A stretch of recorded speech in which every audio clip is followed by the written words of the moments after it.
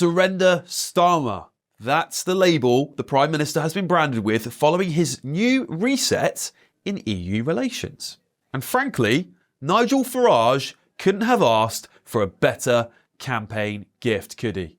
The man who dragged Brexit over the finish line is now watching on as the resurgent Reform UK leader. That's as the Prime Minister rolls out the red carpet back to Brussels.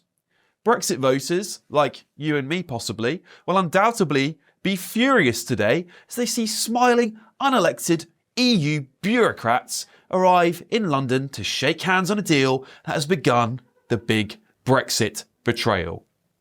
The big question on my mind is this: has Keir Starmer just handed Nigel Farage and Reform UK a stonking majority in the next general election? I'm Alex Armstrong and this is GBN Originals. Well, the ink is barely dry on this reset deal, and already the stench of surrender is wafting through Westminster. Starmer, the man who once claimed to respect the Brexit vote, has now handed over our sovereignty on a silver platter. That's while Farage sits back, smug as ever, saying, "I told you so." Take fishing, for instance. As leader of UKIP, Nigel Farage once stood on the Thames with a flotilla of fishing boats surrounding him, a symbol of the little guy fighting back against the Brussels machinery. But now, Starmer's deal extends EU fishing rights in British waters until, guess what, 2038. 12 more years of foreign trawlers plundering our seas while our own fishermen are left with the scraps. Farage said Brexit would be about taking back control of our waters, and Starmer's handed that control right back to Brussels, hasn't he? And it's not just fish, of course, it's borders, it's migration. Remember when Nigel Farage warned that Brexit meant taking control of our borders? Well, Starmer's youth mobility scheme has just kicked the door back open. A backdoor entry for young EU citizens to live and work in the UK for 3 years. The British people voted to control our borders, not to watch Starmer reopen them under a different name. Well, Nigel Farage, who spent years warning about unchecked migration, is now the one looking very much like a prophet. And then there's the alignment with EU regulations. Nigel Farage made Brexit a battle cry against EU diktats. Of course, you'll all remember the Take Back Control slogan shouted over and over again. Now, Starmer's deal ties us to the EU standards on food safety and animal welfare. We're right back to taking Brussels marching orders, aren't we? And you can bet Nigel Farage will be there to remind everyone of it from between now and the next general election. What about defence cooperation? Well, Nigel Farage and Reform UK have warned about the EU's ambitions for a European army. Well, Keir Starmer insists it's about stability. But whose stability? British interests or Brussels interests?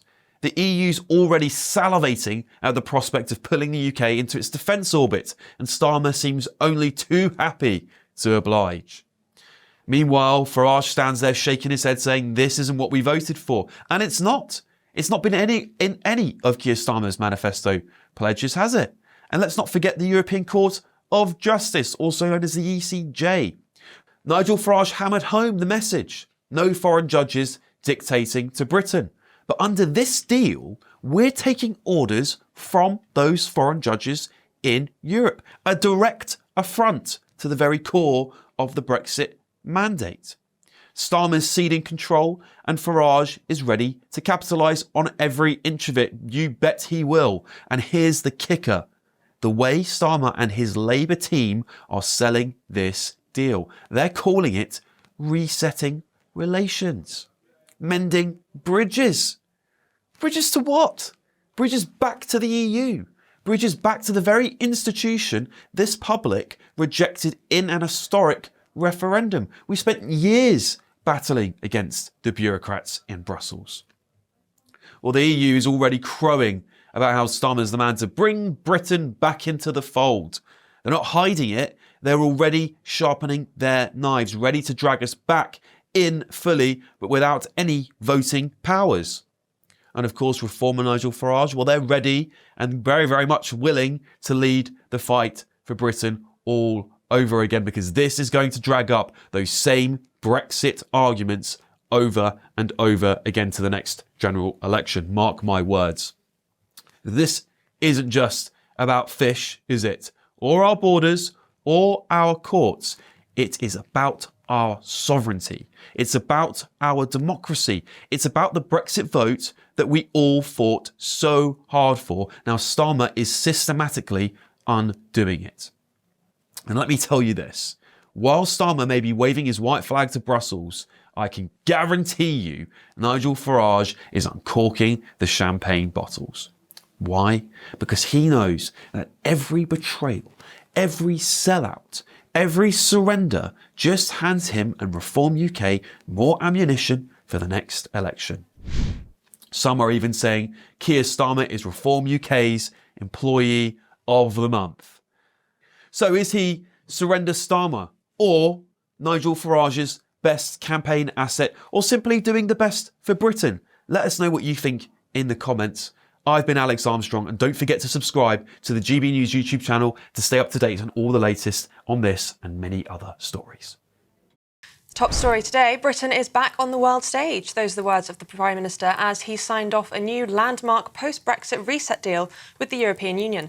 The government claimed the reset will cut red tape for travellers and businesses, boosting the economy by £9 billion by 2040.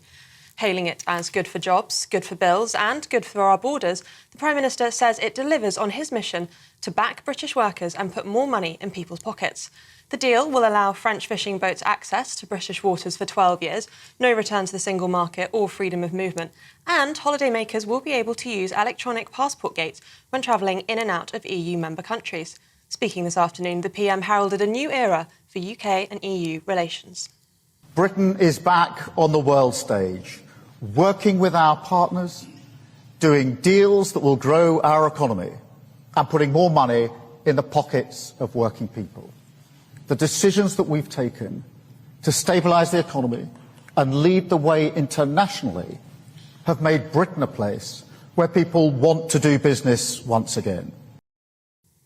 However, Conservative leader Kemi Badenoch thinks the UK is becoming a rule taker from Brussels once again.